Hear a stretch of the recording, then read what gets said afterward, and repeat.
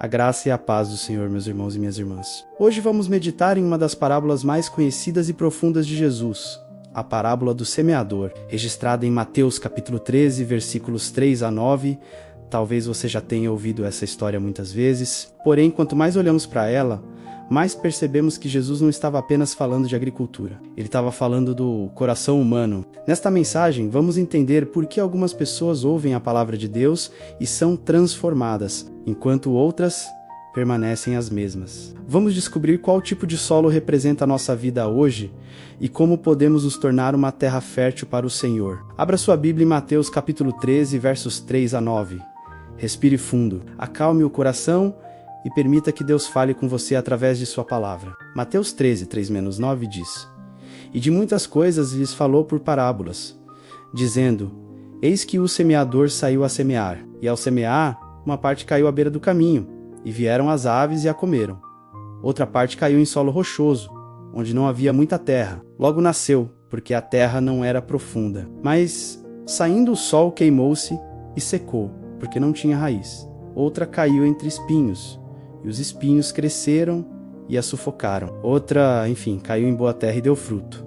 Uma 100, outra 60 e outra 30. Quem tem ouvidos para ouvir, ouça. Que palavra poderosa! Jesus termina dizendo: Quem tem ouvidos para ouvir, ouça.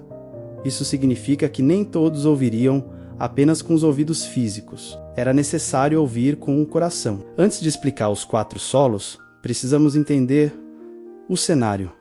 Jesus estava ensinando às margens do mar da Galileia. Grandes multidões se reuniam ao redor dele. Então Jesus entrou em um barco e começou a ensinar usando parábolas. Uma parábola é uma história simples, tirada da vida cotidiana, que revela uma verdade espiritual profunda. Naquele tempo, todos conheciam o trabalho do agricultor. O semeador caminhava pelo campo lançando sementes com as mãos. Parte das sementes inevitavelmente caía em lugares diferentes. Jesus usa essa cena comum para explicar algo extraordinário: a reação das pessoas à palavra de Deus. O semeador representa aquele que anuncia a palavra. A semente representa a mensagem do reino de Deus. Os solos representam os diferentes estados do coração humano. Perceba algo importante: a semente é a mesma, o problema não está na semente. O que muda é o solo. Muitas vezes perguntamos, por que a palavra funciona na vida de alguns e não na de outros? Jesus responde: depende do coração que a recebe. Na narrativa da parábola do semeador, é possível perceber claramente a forma com que Jesus aplicou elementos do cotidiano das pessoas que ouviam suas palavras. A figura do semeador que saiu a semear realmente era muito familiar. O semeador semeava sementes com a própria mão, e inevitavelmente algumas sementes acabavam caindo pelos pequenos caminhos que cortavam os campos. Essas trilhas não eram alcançadas pelo arado, e os agricultores utilizavam menás para percorrerem a plantação. O solo desses caminhos era duro, e as sementes não penetravam nele. Por isso, facilmente serviam de alimento para os pássaros. Jesus também diz que algumas sementes caíram no meio das pedras. Essa era uma característica típica da Palestina. Havia muito solo rochoso que acabava ficando muito próximo do terreno de cultivo. As sementes que caíam nessa parte do solo logo brotavam por causa da fina camada de terra, mas pela falta de raízes, acabavam definhando no solo. Por vezes, algumas raízes de espinhos também tomavam parte do terreno de uma plantação. Essas ervas daninhas acabavam sufocando parte das sementes. As sementes que caíam em solo fértil germinavam e produziam bons resultados. O próprio Senhor Jesus explicou o significado da parábola do semeador. Apesar de ele ter contado a parábola à multidão, ele explicou seu significado apenas aos seus discípulos. O primeiro solo, à beira do caminho, Jesus diz: uma parte caiu à beira do caminho, e vieram as aves e a comeram. Imagine uma estrada endurecida pelo trânsito constante. A semente cai ali, mas não consegue penetrar. Fica na superfície. Antes que tenha a chance de germinar, as aves a levam embora. Mais adiante, no verso 19, Jesus explica: a todos os que ouvem a palavra do reino e não a compreendem, vem o maligno e arrebata o que lhes foi semeado no coração. Esse é o coração endurecido. É a pessoa que ouve, mas a palavra não entra. Talvez esteja distraída, talvez esteja cheia de orgulho, talvez tenha sido ferida pela vida, talvez pense: isso não é para mim. Quantas vezes alguém escuta uma pregação, lê um versículo ou recebe um conselho bíblico, mas imediatamente deixa aquilo escapar. Em poucos minutos, já esqueceu. O inimigo trabalha para roubar a palavra antes que ela produza fé.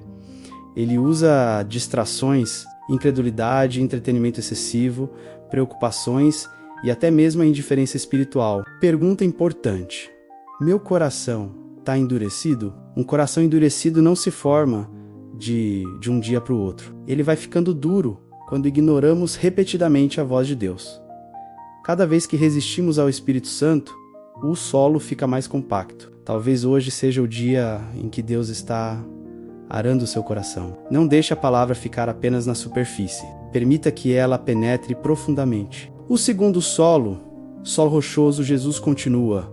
Outra parte caiu em solo rochoso, onde não havia muita terra. Logo nasceu, porque a terra não era profunda. Mas, saindo o sol coemucei e secou, porque não tinha raiz, aqui não estamos falando de um terreno cheio de pedras visíveis. Trata-se de uma camada fina de terra sobre uma rocha escondida. A semente germina rapidamente, porque o calor fica concentrado na superfície. Porém, as raízes não conseguem descer. Quando o sol forte chega, a planta morre. Jesus explica no verso 20, é o que ouve a palavra e logo a recebe com alegria, mas não tem raiz em si mesmo, sendo antes de pouca duração. Em lhe chegando a angústia ou a perseguição por causa da palavra logo, se escandaliza.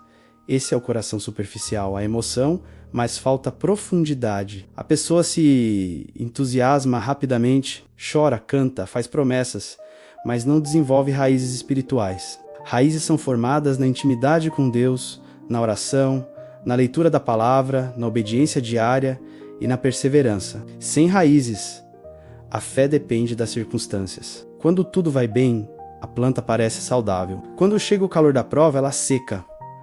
Jesus não disse vier a tribulação, ele disse quando vier. O sol sempre chega. Provas fazem parte da caminhada cristã. A pergunta não é se enfrentaremos dificuldades. A pergunta é, temos raízes suficientes para permanecer firmes? Pense em uma árvore grande. O que a mantém de pé durante a tempestade não é o que aparece acima do solo, mas o que está escondido abaixo dele. Assim também acontece conosco. O caráter é construído no secreto. Talvez Deus esteja chamando você a aprofundar suas raízes. Não viva apenas de emoções espirituais. Busque uma fé madura, estável e perseverante. O terceiro solo entre espinhos, Jesus diz: outra caiu entre espinhos, e os espinhos cresceram e a sufocaram. Observe, a semente germina a vida. O problema é que os espinhos crescem junto com ela e acabam sufocando a planta. No verso 22, Jesus explica: é o que ouve a palavra, porém os cuidados do mundo e a fascinação das riquezas sufocam a palavra e fica infrutífera.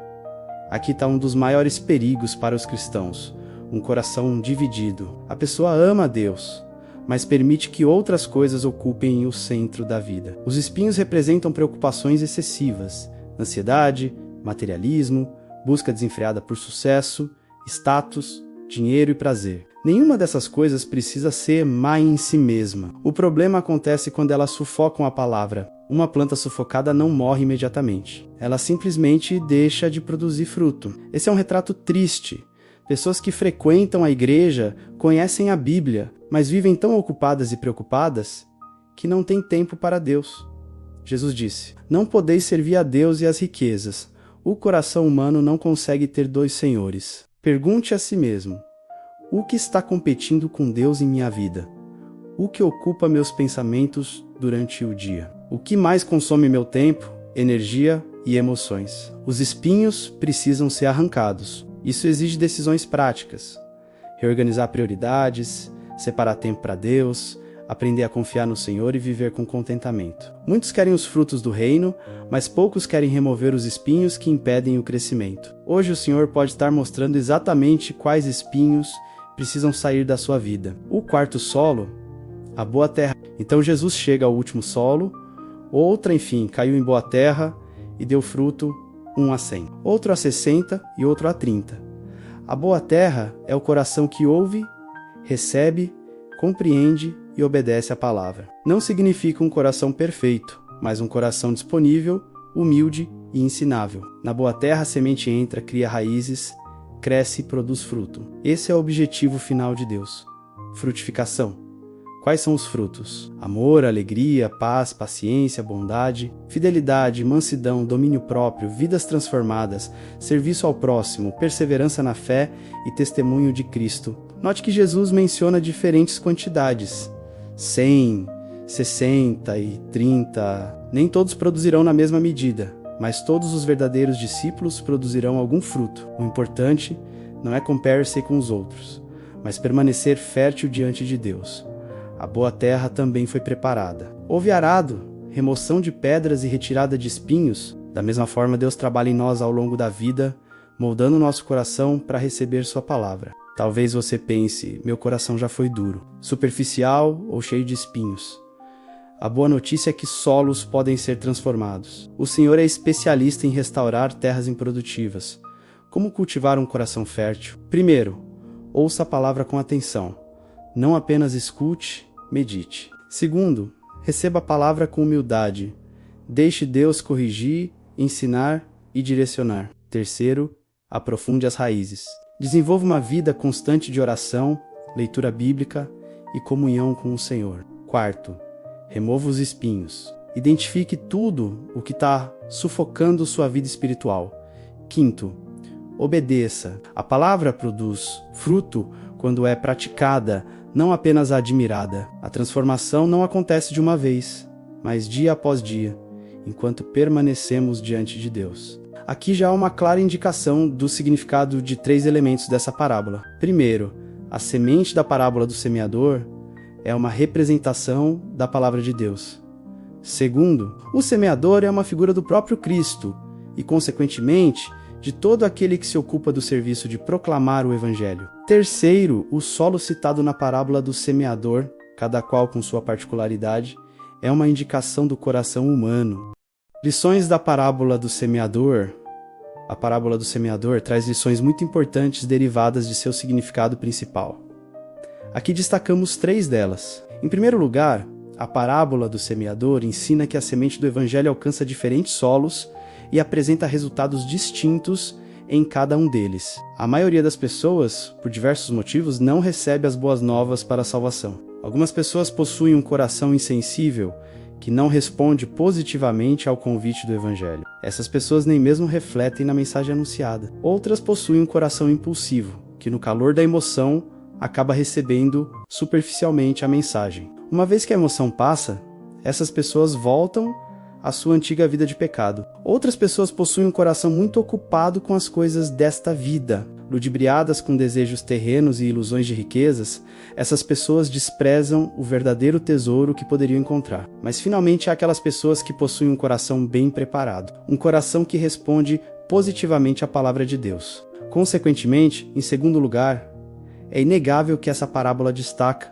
entre outras coisas, a responsabilidade humana. A responsabilidade pelo resultado da germinação da semente é colocada na condição do solo. O caráter do ouvinte determina o efeito da palavra sobre ele. Na Bíblia Sagrada, a soberania de Deus jamais é vista como um problema à responsabilidade humana. Na verdade, a parábola do semeador trata essa questão com muita naturalidade, enquanto a responsabilidade humana é enfatizada na forma com que cada pessoa responde à mensagem do Evangelho. A soberania de Deus é enfatizada na verdade de que o bom solo que recebe apropriadamente a semente é aquele que, primeiro, foi preparado. O coração que recebe eficazmente a semente do Evangelho não é comparado ao solo duro dos caminhos que cortavam os campos. Não é comparado ao solo rochoso, também não é comparado ao solo infestado de raízes espinhosas. O coração cujo evangelho cria raízes